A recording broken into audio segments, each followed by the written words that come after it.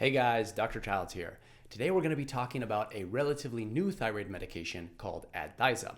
Now, in the thyroid community, you know it's actually pretty uncommon for new thyroid medications to be released, which means this is a pretty big deal. So it's worth talking about and it's worth exploring. So let's talk about what Adthyza is. We're going to be talking about how it compares to other thyroid medications, and I'll also be talking about some things I like about this medication and some things I don't. So as always, this is not paid in any way, shape, or form. I'm not reimbursed by the pharmaceutical industry, and you will soon see that I have my own opinion, which is not necessarily favorable. So with that out of the way, let's talk about Adthyza. So what is it? So first of all, Adthyza is considered a natural desiccated thyroid extract, which means that it falls into the family of natural desiccated thyroid. And that means it should be compared to medications like Armour thyroid and NP thyroid. Now, this is actually a really good thing right off the bat because it means that patients who were formerly using NDT but were removed from their medication because of the recalls of WP thyroid and nature thyroid, this means that these patients have another option. So it is good in that sense. Now, how does it compare and how does it differ? We'll talk about kind of how it differs from medications like levothyroxine, but first let's talk about how Adthyza is marketing itself. Now, it's really sort of marketing itself based off of what I've seen on the website and the research that I've done as sort of a cleaner alternative to those medications that already exist. Now, on their website, Adthyza claims to be lactose-free, gluten-free, corn-free, dye-free, and latex-free. Now, some of these are important and some of them are not as important. So for instance, Armour thyroid and NP thyroid, they don't contain dyes anyways, so that's not really important. But if we were comparing it to levothyroxine, then yeah, there would be a big difference because both levothyroxine and Synthroid do contain a significant amount of dyes and fillers and binders. But let's actually compare the ingredient list of Adthyza to NP thyroid and Armour thyroid because that's really a better apples to apples comparison, and we can determine if it really is clean or as clean as it claims to be.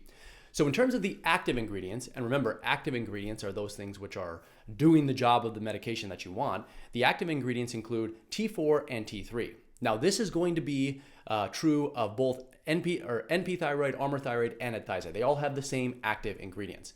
Where they will differ, though, is in their inactive ingredients. So the inactive ingredient profile in Adthyza includes 6 different compounds. So we have calcium stearate, we have colloidal silicon dioxide, dextrose, mannitol, microcrystalline cellulose, and sodium starch glycolate. All right, so that's 6 total inactive ingredients. Now let's look at Armour thyroid for comparison. So remember, Armour thyroid has the same active ingredients, but it only has 4 inactive ingredients. And those include calcium stearate, dextrose, sodium starch glycolate, and opodry white. So there is some overlap there, but it does seem that right off the bat, Armour thyroid is a little bit cleaner in terms of its total content. Now, NP thyroid, which is probably even cleaner than Armour thyroid, contains the same active ingredients as both Armour thyroid and Adthyza, and its inactive ingredients include calcium stearate, dextrose monohydrate, maltodextrin, and mineral oil. So as you can kind of see right off the bat, it's not necessarily cleaner in the sense that it's maybe a little bit lower allergen in terms of its potential to cause allergies, but it does have a higher number of inactive ingredients and binders compared to both NP thyroid and Armour thyroid. So that's not necessarily a win for Adthyza. So let's talk about some of the things that I do like about this medication because it does have some redeeming qualities. And then what I'll do is I'll also talk about some of the things that I don't like. So first of all, what do I like? Well, if you look on the website, there is a recognition that about 10 to 15% of thyroid patients don't do well on T4 only thyroid medications. And what they're trying to say is basically, hey, if you're taking levothyroxine and you're not feeling well, Adthyza may be the solution for you. And I do actually like that because the manufacturers, generally speaking, when they market their medications, they're marketing to physicians. So having this sort of language out there to say, hey, what everyone else is doing may not work, that is a good thing. It's a step in the right direction. Now, yes, they're only doing this for marketing to try and sell more product, but at the end of the day, that's what pharmaceutical companies do. That's why they create medications. So that is, I would say, potentially a pro, maybe a little bit of a con, depending on how you look at it. Number 2, you have the ability to look up the testing results on the Adthyza website based off the lot number.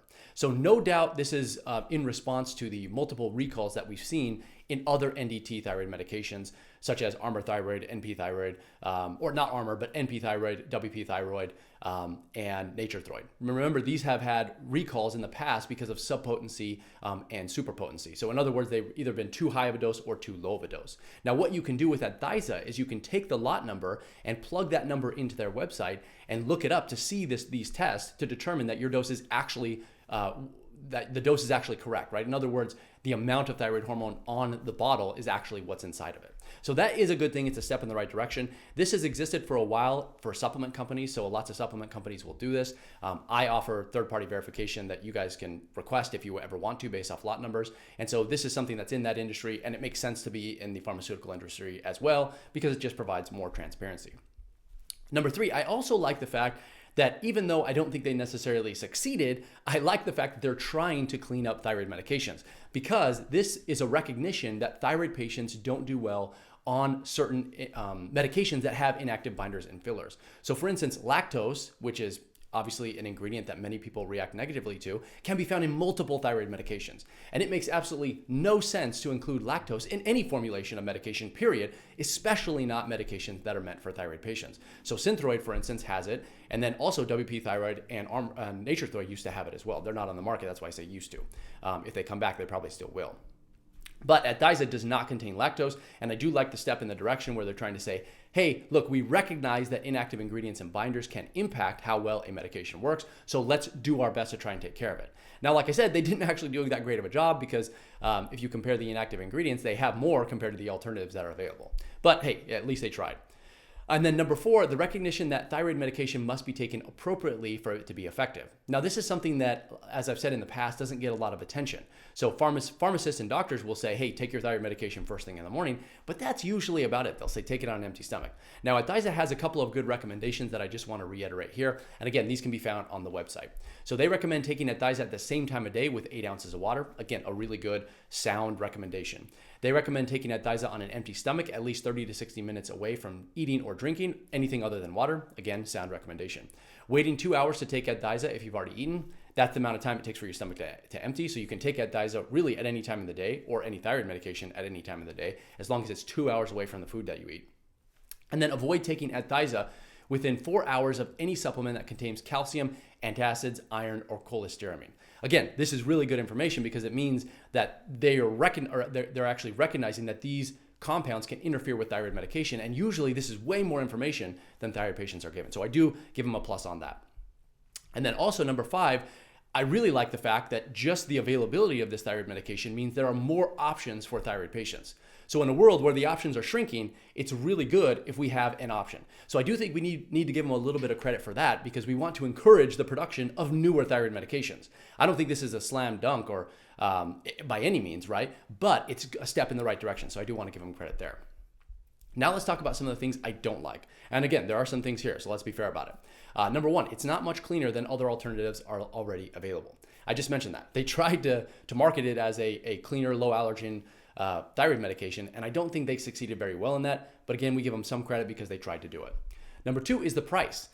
So when you compare Adthyza or any new thyroid medication to existing thyroid medications, you have to think about the majority of thyroid patients. And the majority of thyroid patients can't afford expensive thyroid medications, right? That's just the way that it is. And especially in a world where you can get levothyroxine for under $4 a month, if you're charging 10 times that for your thyroid medication on a monthly rate, there's very few people that could benefit from it, but who will not be able to use it.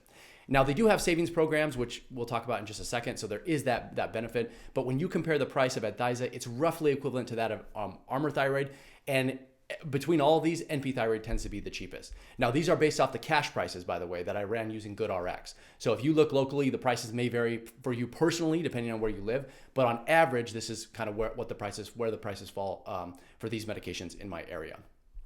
Then number 3, limited strength.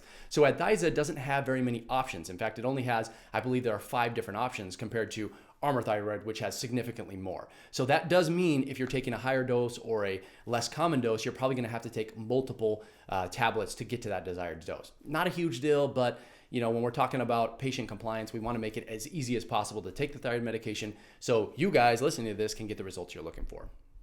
And then number 4, I think this is really where they failed the most, and that's in marketing. So I've spent the last 8 years now, believe it or not, doing pretty much nothing but reading, researching, and learning about the thyroid.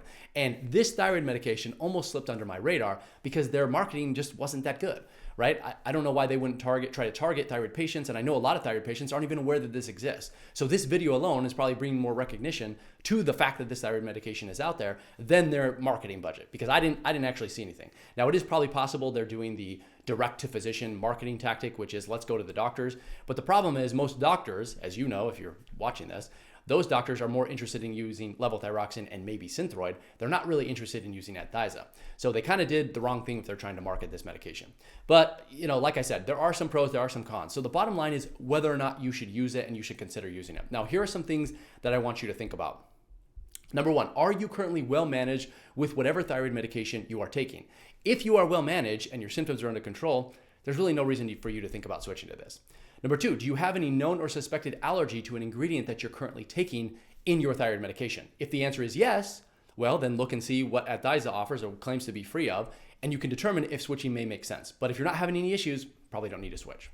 Now, have you tried other thyroid medications in the past that have been unable to get up to 100% symptom control? If that's the case, then Adthyza is a potential option for you, because I have seen countless times where thyroid patients, they won't do well on one medication, but even when they switch to a different medication in the same class, they do a lot better. So in other words, let me put this into easier to understand language. Imagine you're taking Armour thyroid and it's not working very well. Switching from Armour thyroid to NP thyroid may be all that you need to feel a lot better. So just making that small change might be what you need. So in this case, if you go from Armour to Adthyza or NP to Adthyza, maybe that's all that you need to feel a little bit better. And maybe it's that different combination of inactive ingredients that gives you the boost that you need. So aside from those, I can't really think of any good scenario to want to switch. So this is mostly just about bringing awareness to this medication and letting thyroid patients know that they have options. So that's all I have for you guys today on this topic. If you have any questions, please leave them in the comments below. And if you haven't already, make sure that you download my free thyroid PDF resources. I have tons of information, all designed to help thyroid patients like you feel better. So if you like this sort of stuff, you'll love that. And otherwise, that's all I have. So I'll see you guys in the next one.